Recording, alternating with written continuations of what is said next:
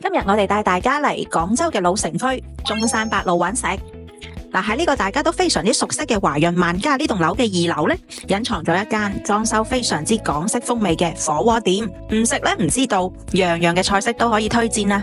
因為啲食材都係由呢個30幾年餐飲經驗嘅店主精心挑選嘅，非常之新鮮，絕無冰鮮。而最值得推薦嘅呢，就係佢哋呢一個招牌嘅豬骨粥水火鍋底啦，精選嘅黑毛土豬，用粗鹽嚟醃製啲豬骨，搭配2種黃金比例嘅靚米，就會熬出綿滑帶膠嘅鮮香粥底。豬骨嘅優質蛋白質、豐富嘅骨膠原，全部都溶晒喺呢個粥底裏邊。靚米中嘅 B 族維生素、優質嘅氨基酸同埋碳水化合物，唔單止有營養同能量，仲可以完美咁樣包裹住後面落嚟嘅種種食物。呢一種廣東人嘅火鍋形式呢，係咪好特別呢？